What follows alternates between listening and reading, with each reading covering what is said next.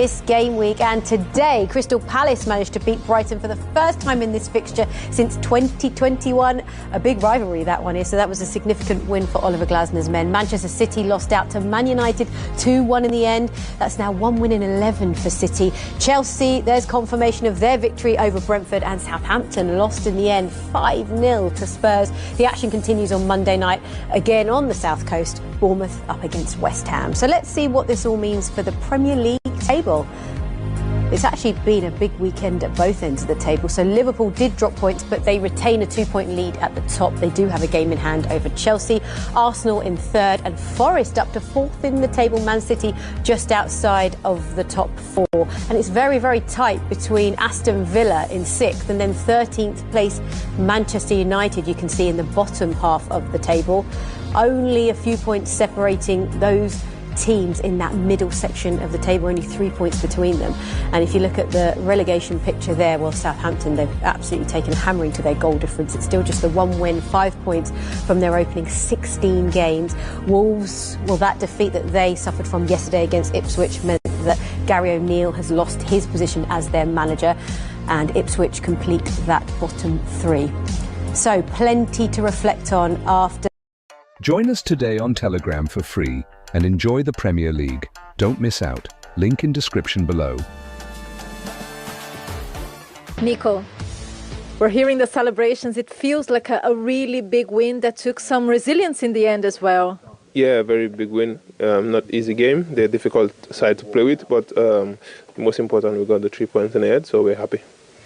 What was important, especially in that second half when Brentford had that spell, when they were really trying and getting good opportunities to resist and to defend as a team? Yeah, it was difficult because they always play like set pieces, you know, and put in a lot of people in the box. And it was a very hard game, though, but we won, and we are delighted and very happy now. And especially in the first half, you guys really controlled the game, 15 shots. It was a very impressive attacking performance. What was key to have this level of control against Brentford? Yeah, the key was listen to the manager and respect the plan, and then we did exactly that. And the first half we controlled, and then we scored, and then the game was a little bit open, and then we got the second one. But at the last minute it was more difficult because they wanted to score again. But thank God we got the 3 points. It was the most important. This level of control that you showed in the first half, do you feel like it's one of the main points of progress from Chelsea from last season to this season to be able to reach this level of control? Yeah, we're getting to know each other better, the players, you know, them just listening to the manager and doing. Last year is finished, now we just concentrate on this year and try to go forward.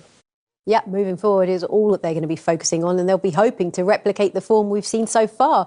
Look at their last 7 results in all competitions, 7 wins on the spin, Karen. That's impressive. It is, but again, I would say, given the squads, their games, I would expect them to get results again, but nevertheless, they still have to do it, and yeah, they're right on the money. I think, as Tim mentioned there, the Europa League conference there is a massive win for them as well, because you can keep momentum, players giving minutes, and the biggest thing is keeping a happy training ground, and that's been a massive difference for them. And like I said, the manager's got a style, a system out of them, and everyone's playing really, really well. And credit to the manager, actually, for keeping those players happy, because he has an awfully big squad to keep happy. Let's talk Nicholas Jackson. We'd heard from him there.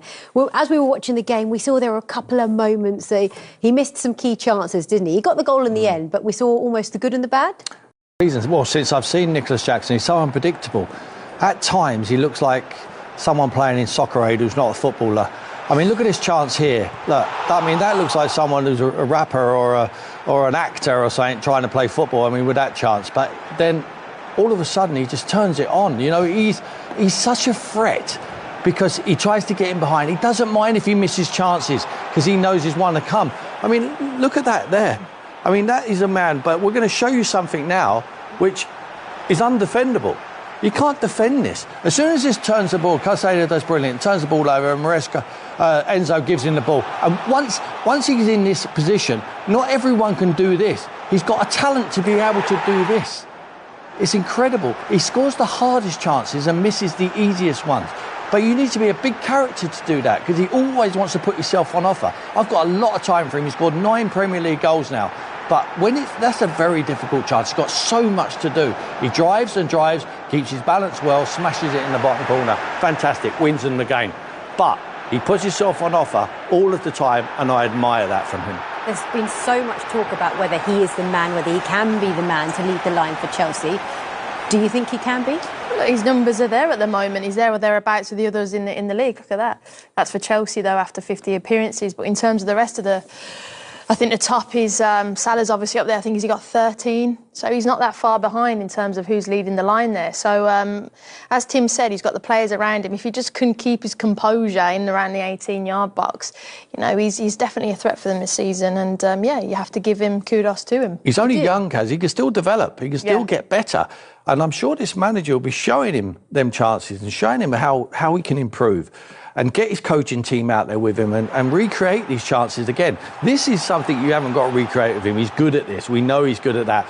But that chance when he's almost not ready and then it just comes to him and he almost looks surprised and he has a straight leg with his left foot and it's an awful technique. But this one, you don't have to coach him that. I mean, he knows that. That is easy to him. But I think he's got an all-round game. He's ahead of Didier Drogba, one of the best centre-forwards they've ever had after 50 games. After 50 games, he's in fantastic company there. It can only get better for him, surely. I think so. And he looks like a real good character, like I say. Takes a big character to put yourself on offer at the bridge and around the Premier League and have big chances and miss them and take the criticism, but still put yourself on offer to get them chances again. And he takes difficult chances. That's what he does. If he can finish the easy ones, his numbers will double. Yeah, and that number 9 shirt comes with a lot of pressure, doesn't it? At Chelsea it does. It does, doesn't it?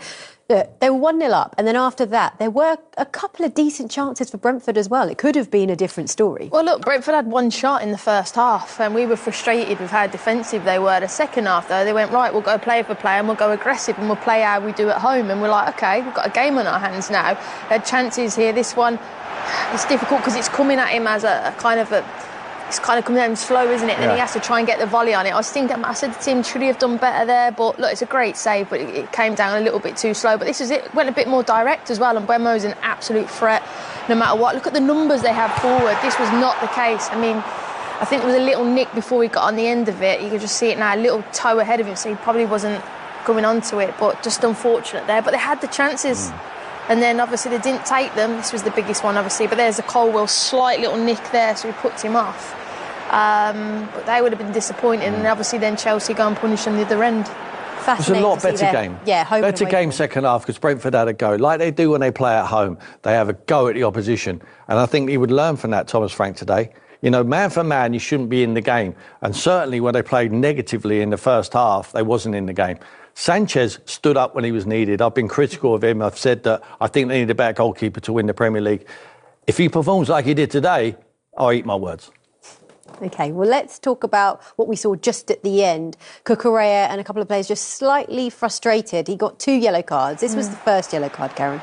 Yeah, I mean, I don't think there's a question mark over that. I think he jumps in. I don't know why he's going in the manner, because we know the modern game, in this game, you always kind of, when you jump in like that, your feet are off the ground and he catches him. He might have got the ball, but you can't jump in like that. And then this is at the end, and we were a little bit confused because we didn't really know what was happening. A lot of the players didn't know what was happening, but apparently it was for his over-aggressive behaviour, I think, towards the referee maybe. So when he gets his second yellow card and he finds himself now missing the Everton game. As a manager, is Enzo Maresca really upset with him, frustrated with him for that? Because there was no need, right, at the end? When he sees that, he'll be disappointed because he's an important player for Chelsea and for the manager. I mean, it's the game away at Chelsea, Everton. Yes. On the back of a decent result against Arsenal. No, they're going to miss him, but I think they've got a big enough squad to be able to cope. If it was a Liverpool next week, it'd be really important. He's lucky that the fixture is just slightly kinder. And to they've him at spent this stage. 1.2 billion.